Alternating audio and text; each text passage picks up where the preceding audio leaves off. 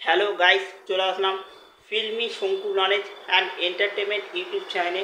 আজকে গরম গরম একটা আপডেট নিয়ে জাস্ট ধামাকা, জাস্ট ধামাকা ধামাকা অর্থাৎ দেবদা প্রমোশনের কিং অর্থাৎ প্রমোশনের বাদশা।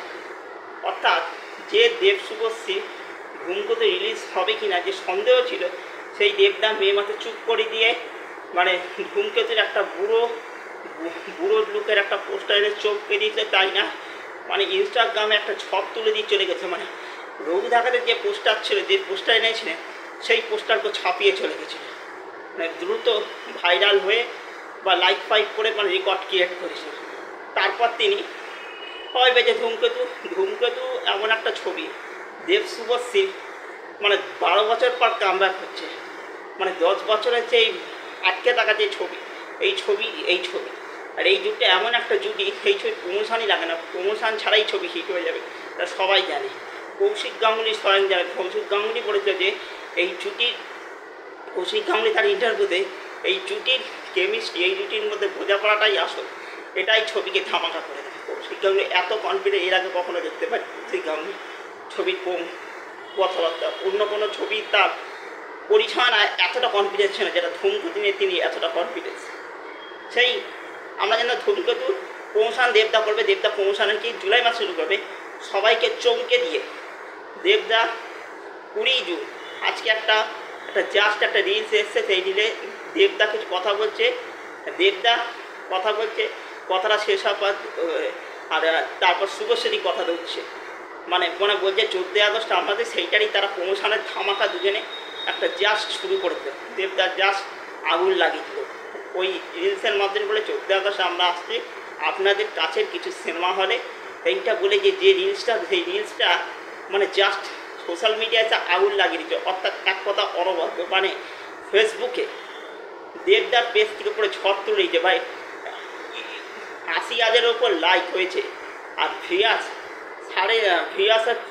হচ্ছে ভয়ঙ্কর ভিয়াস, 7 লাখের ওপরে ভিয়াস আর 80,000-এ লাইক, মানে জাস্ট অ্যামেজিং, ফাটাফাটি, কিছু বলার নেই। মানে 8 লাখের কাছাকাছি ভিয়াস আর 80,000 লাইক, জাস্ট অনবদ্য, অতুলনীয়।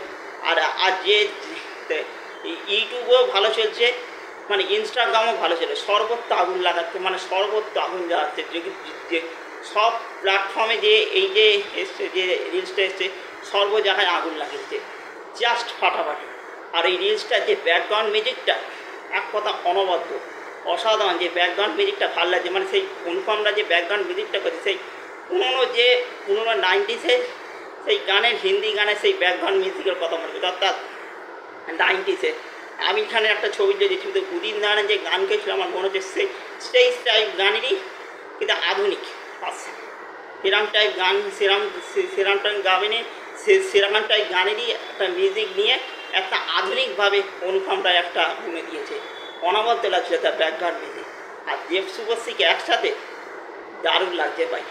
মানে আমরা ভাবতে পারিনি যে দেব শুভশ্রী হচ্ছে আমাদের ছেলেবেলার নস্টালজিয়া, মানে ছেলেবেলার আবেগ, মানে ছেলেবেলার আমাদের আবেগ যে দেব শুভশ্রী, সেই দেব শুভশ্রীতে আবার একসাথে যে প্রমোশন, এটা আমরা কখনোই ভাবিনি। যে ছবিটা রিলিজ করবে না সেটাই আমরা ভাবিনি, সেই ছবি রিলিজ করছে, আবার করছে, তাই না একসাথে তারা প্রমোশন করা শুরু করলো এই সোশ্যাল মিডিয়ার মাধ্যমে। মানে সোশ্যাল মিডিয়াতে জাস্ট আগুন লেগে দিচ্ছে। এটাই বোঝা যাচ্ছে দেব শুভশ্রীর জুটিটা কতটা ভয়ঙ্কর ছিল। তাদের এখনও অবধি কোনো ছবি ফেলিওর নেই, এই ছবিটা ফেলাম না, অল টাইম ব্লকবাস্টার হতে আসছে। বাট দেব শুভশ্রী কি পাওয়ার, মানে ফেসবুকে এসে ঝড় তুলেছে দেবদার পেজ থেকে, মানে 80,000 লাইক, নট এ জোক, মানে অথচ না সহজ ব্যাপার না। মানে এর থেকে প্রমাণিত যাচ্ছে যে দেবদার ফ্যানরা মানে তারাও এটা নিয়ে উৎসব করছে, শুভশ্রীর ফ্যানরাও উৎসব করছে। অর্থাৎ আপামর বাঙালি, অর্থাৎ পশ্চিমবাংলা আপামর বাঙালি এসেও তারা এনজয় করছে। এর থেকেই প্রমাণ যে ওয়ার্ড টুই আসুক বা যে ছবি আসুক না কেন, মানে বাংলায় কিচ্ছু করতে পারব না। মানে জুনিয়র এনটিআর, ঋত্বিক রোশন এখানে কিচ্ছু করতে পারে না, এখানে দেবদার রাজত্বেই চলবে। 14 আগস্টে দেবদা শুধু জাস্ট খেলা দেখাবে আর ওয়ার্ড টুকে পুরো চুপ করিয়ে দেবে। এই ছিল আমার মূল কথা আর মূল বক্তব্য।